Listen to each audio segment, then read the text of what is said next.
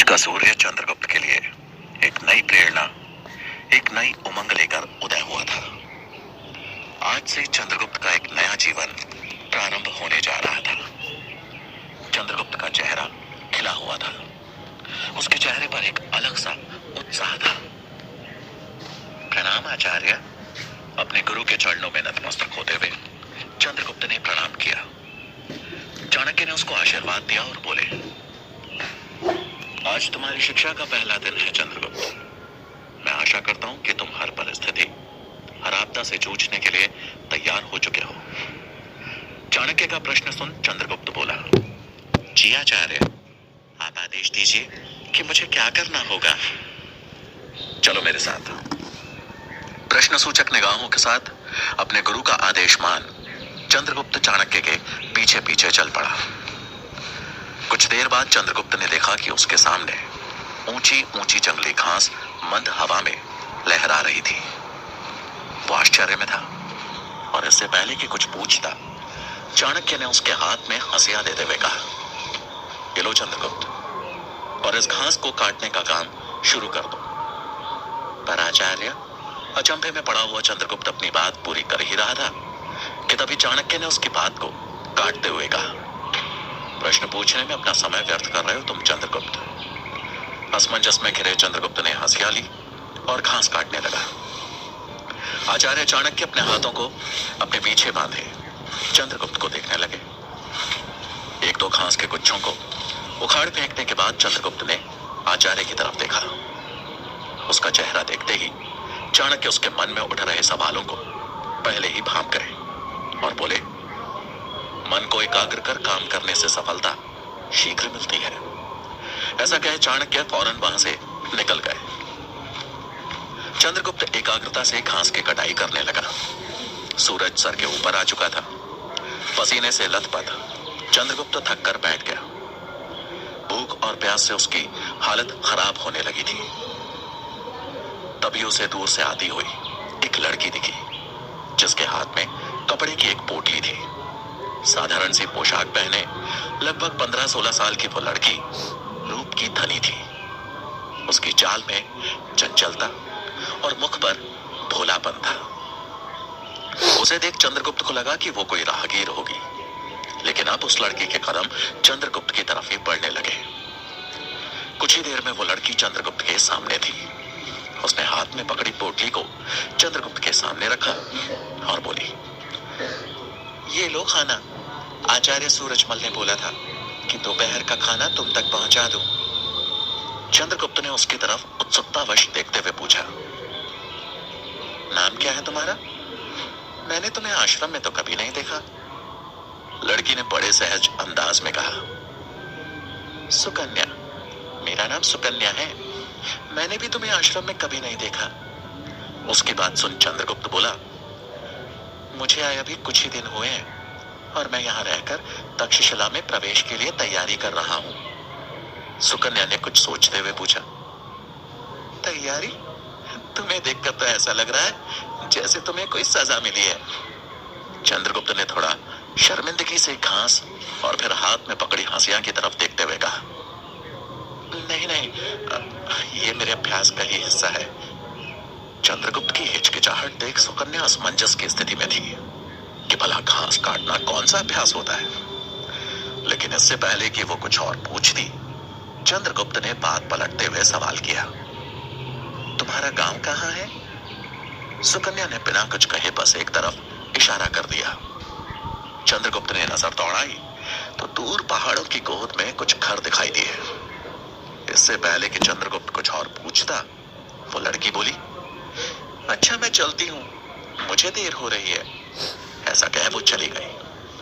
चंद्रगुप्त वहीं बैठे उसे जाते हुए देख रहा था, लेकिन भूख से पेट में कूद रहे चूहों ने चंद्रगुप्त का ध्यान खाने की तरफ खींचा। उसने तुरंत ही वो कपड़े की पोटली खोली और खाना खाने लगा।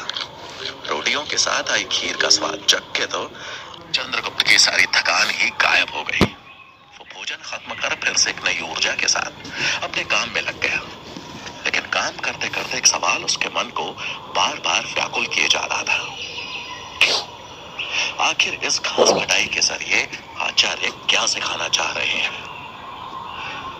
उत्तर तो चाणक्य ही दे सकते थे, लेकिन वो वहां थे नहीं। घास काटते काटते शाम हो चली और चंद्रगुप्त थक के चूर हो चुका था, और साथ ही हताश भी।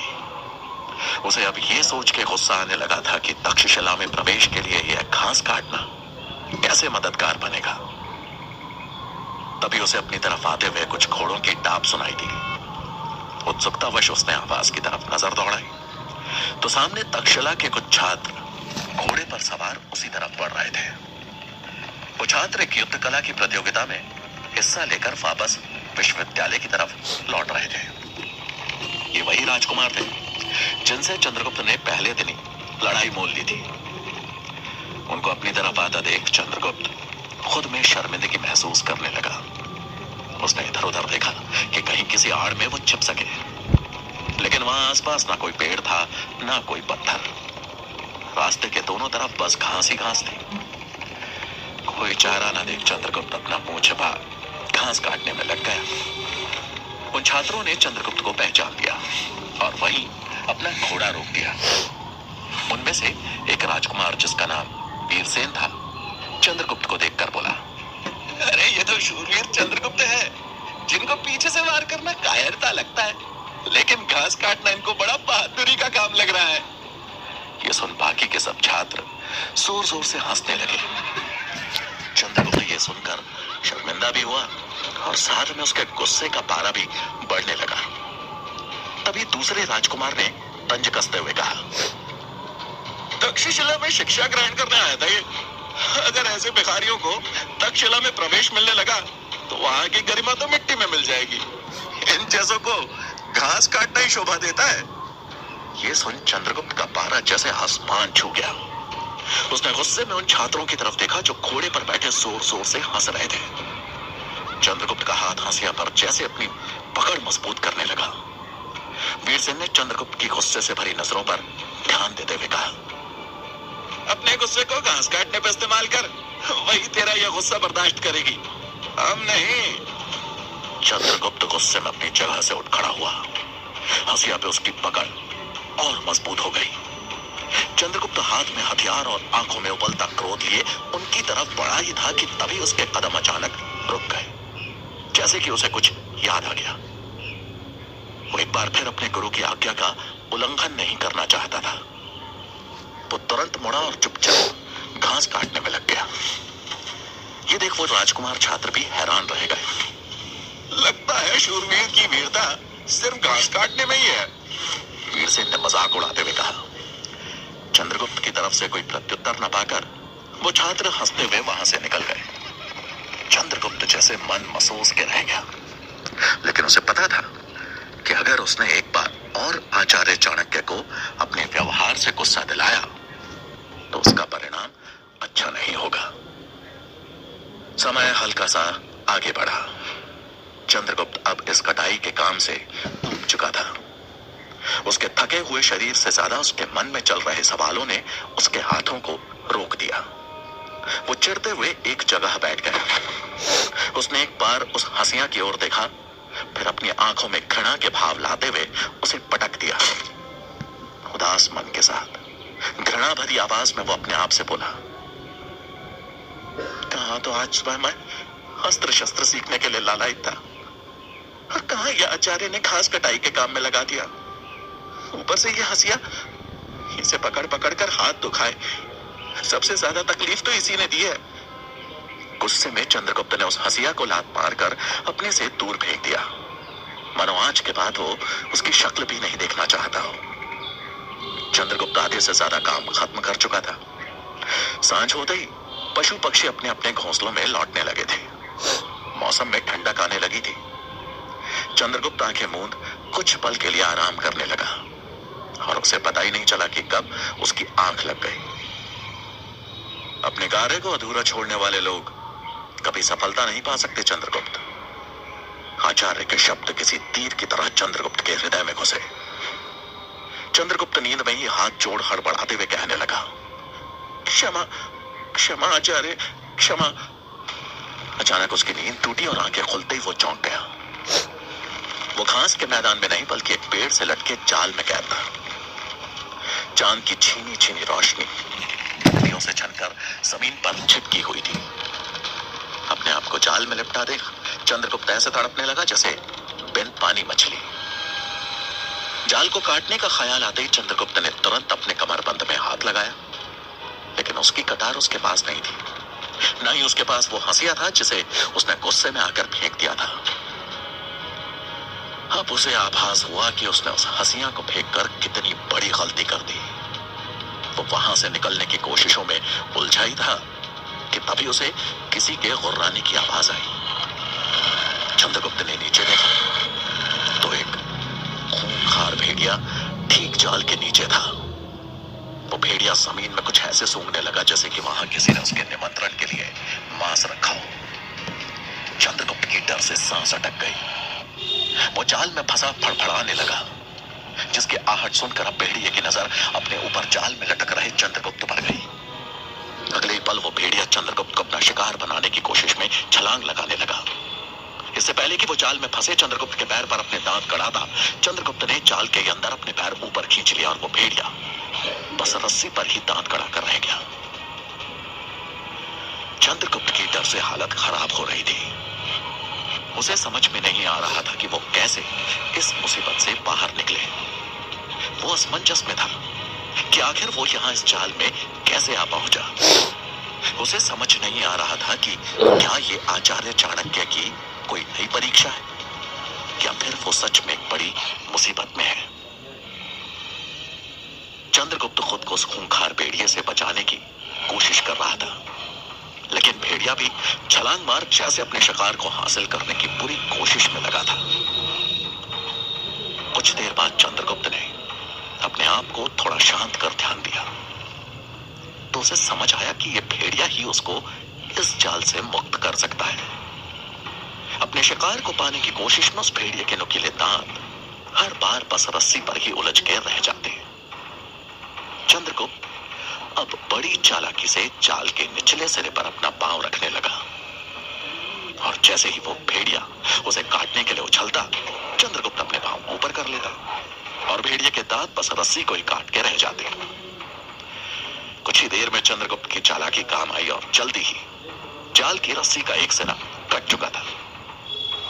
चंद्रगुप्त ने तुरंत ही बुनी हुई रस्सी को सुलझाते हुए जाल को खोलना शुरू कर दिया। कुछ ही पलों में चंद्रगुप्त जाल से बाहर था और टहनी से बंधी रस्सी को पकड़ के पेड़ पे चढ़ने लगा। नीचे भेड़िया अपने शिकार को खुद से दूर जाता देख बेचैन हो रहा था, जैसे उसके मुंह से किसी ने निवाला छीन लिया हो। चंद्रगुप्त बड़ी फुर्ती से पेड़ की टहनी पे जा पहुंचा और भेड़िए के जाने का इंतजार करने लगा। अगले पल भेड़िए पर एक जोर से तीर का निशाना लगा और वो अपने ऊपर आए खतरे को भांपते हुए वहां से भाग खड़ा हुआ। चंद्रगुप्त हैरान था कि आखिर इतनी रात में इस जंगल में भला धनुष लिए कौन था। उसने तीर चलाकर ना तो चंद्रगुप्त पर वार किया और ना ही उस भेड़िए पर। क्या उसका निशाना चूक गया था? ये सोचते हुए चंद्रगुप्त अब सतर्कता से नीचे उतरा और पेड़ों की ओट लेते हुए तीर चलाने वाले की दिशा की ओर बढ़ा।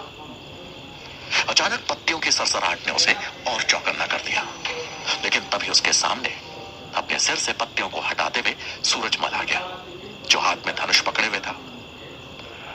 उसे देख चंद्रगुप्त की जान में जान आई और उसने उत्सुकता से सवाल करते हुए पूछा, आप इतनी रात में यहां और मुझे उस जाल में क्यों डाला? ये कौन सी परीक्षा है? सवालों की इस झड़ी को सुन सूरजमल मुस्कुराया और बोला, मैं तुम्हारी सुरक्षा के लिए ही यहां छिपा था। मुझे खुशी है कि तुम अपनी सूझबूझ से इस जाल से निकलने में सफल हुए, लेकिन अगर वो भेड़िया तुम पर हावी होता तो उसे भेदने के लिए मेरा तीर तैयार था। और रही बात इस परीक्षा की, तो इन सवालों के जवाब तो तुम्हें आचार्य ही देंगे।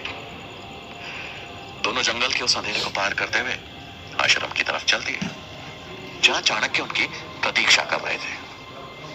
आचार्य के हाथ में हंसियां देखते ही चंद्रगुप्त को समझ आ गया कि आचार्य के इस व्यू के पीछे उनकी क्या मंशा थी।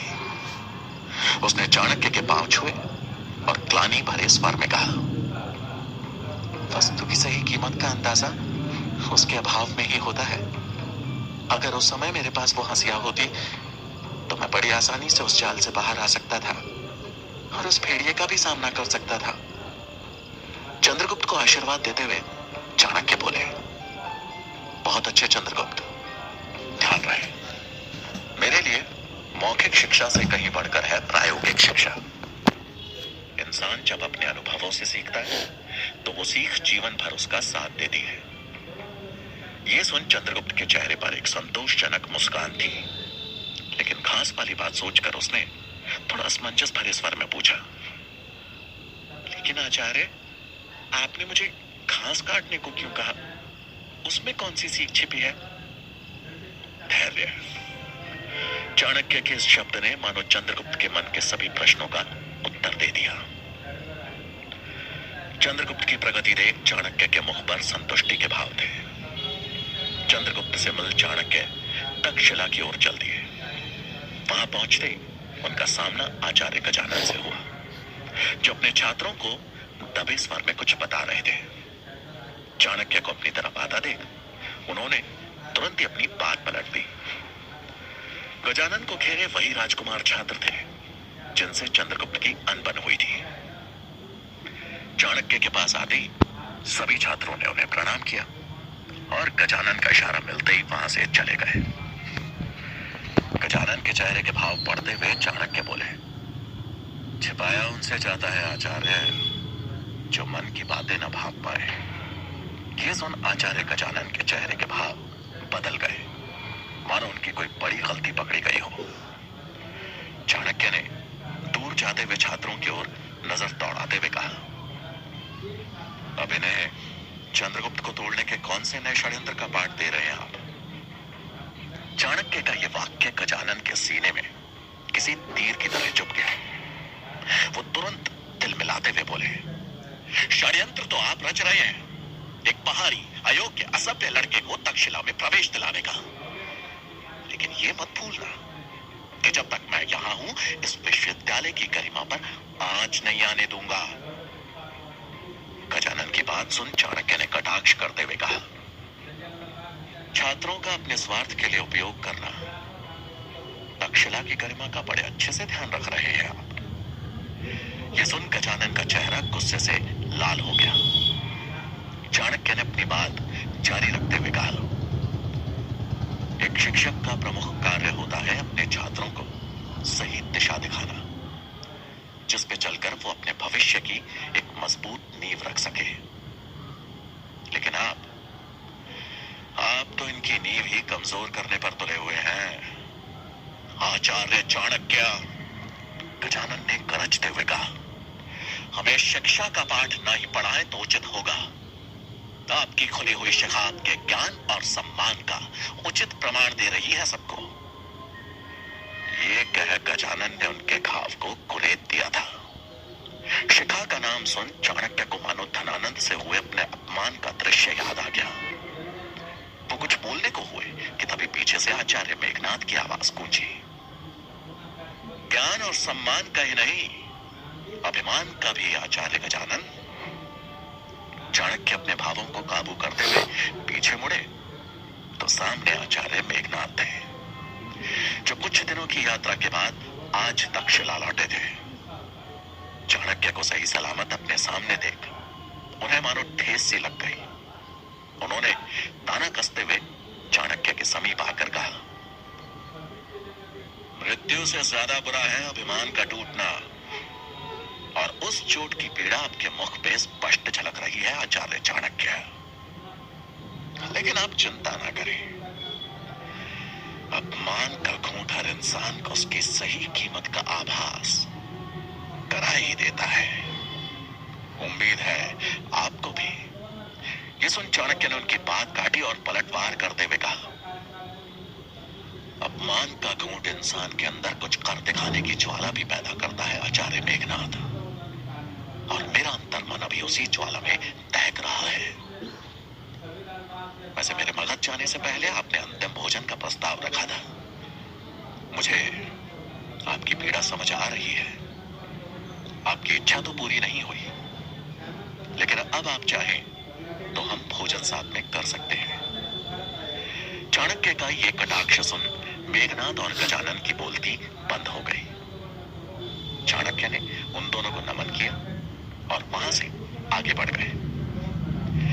आचार्य मेघनाद के आ जाने से चाणक्य की मुश्किलें और बढ़ गई थी, क्योंकि अब सिर्फ गजानन ही नहीं बल्कि मेघनाद भी चंद्रगुप्त को परीक्षा में विफल करने के प्रयास में जुटने वाले थे, और चाणक्य को इसका आभास अच्छे से था। चाणक्य की इस दोहरी चिंता से अनजान शाम में चंद्रगुप्त आश्रम में सूरजमल से तलवारबाजी की शिक्षा ले रहा था। कभी सूरजमल चंद्रगुप्त पर हावी रहता तो कभी वो सूरजमल पर। तभी सूरजमल की नजरें आसमान में उठते धुएं की तरफ पड़ी। धुआं इतना भयानक था जिससे साफ पता चल रहा था कि कहीं बहुत भीषण आग लगी है। धुएं को देख सूरजमल ने हैरानी भरे स्वर में कहा, लगता है पास के गांव में आग लगी है। चंद्रगुप्त की नजर जब धुएं की तरफ गई तो वो बोला, अरे ये धुआं तो सुकन्या के गांव की तरफ से उठ रहा है। आचार्य सूरजमल, हमें उनकी मदद करने के लिए जाना चाहिए। चंद्रगुप्त के ये शब्द सुन सूरजमल ने हामी भरी और अगले पल वो गांव की तरफ भाग निकला, मानो उसका कोई अपना गहरे संकट में हो, और उसके पीछे पीछे सूरजमल भी भागा। कुछ ही समय में दोनों एक छोटे से गांव के सामने थे, जिसके कुछ घर धू धू कर जल रहे थे। पूरे गांव में अफरा तफरी मची थी।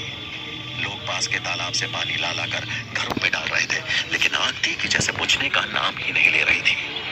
लोगों की चीखें, चिल्लाने, रोने की आवाजें पूरे गांव पे गूंज रही थी। गांव और वहां के लोगों की हालत देख चंद्रगुप्त और सूरजमल दोनों एक पल के लिए सहम गए। अब वो तुरंत उनकी मदद के लिए गांव के अंदर की तरफ भागे। गांव के किनारे ही सुकन्या का घर था, जिससे उठ रही आग की लपटें मानो पूरे घर को खाक करने पर तुली थी। घर के बाहर बस सुकन्या और उसे पकड़े एक आदमी ही था। बाकी के गांव वाले अपने अपने घरों को बचाने का प्रयास करते हुए दिखाई दे रहे थे। सुकन्या दहकते हुए घर में अंदर जाने की कोशिश कर रही थी, लेकिन वो आदमी उसे अंदर जाने से रोक रहा था। और रोकता भी क्यों ना, उस घर के अंदर जाना मानो मृत्यु को निमंत्रण देना था। सुकन्या जोर जोर से चीख रही थी, रो रही थी। हड़बड़ाते हुए चंद्रगुप्त ने सूरजमल से कहा, लगता है सुकन्या का परिवार अंदर फंसा हुआ है, हमें इनकी मदद करनी होगी। ऐसा कह चंद्रगुप्त बिजली की फुर्ती से घर के मुख्य दरवाजे के बाहर जा पहुंचा। आग की लपटें इतनी ज्यादा थी कि अंदर घुस पाना बहुत कठिन था। सुकन्या की ही उम्र के एक लड़के को अंदर जाने का प्रयास करते देख वो आदमी चौंक गया। सुकन्या को संभालते हुए उसने चंद्रगुप्त को भी रुकने को कहा। तभी पीछे से सूरजमल ने आवाज लगाई, हमें पहले दरवाजे पे ढेर सारा पानी डालना होगा, तभी अंदर जा पाएंगे। चंद्रगुप्त को यह बात सही लगी और दोनों तेजी से तालाब की तरफ दौड़े। रास्ते में एक जगह से पानी का बर्तन उठा दोनों तालाब के पास जा पहुंचे। तालाब से पानी ले जाने वालों की होड़ मची हुई थी। लोग जल्दी जल्दी में पानी ले जाकर अपने घरों पे उड़ेल रहे थे ताकि आग बुझ सके। चंद्रगुप्त हड़बड़ाहट में तालाब से पानी भरने को आगे बढ़ा ही था कि तभी उसको किसी का धक्का लगा और वो सीधा तालाब में जा गिरा।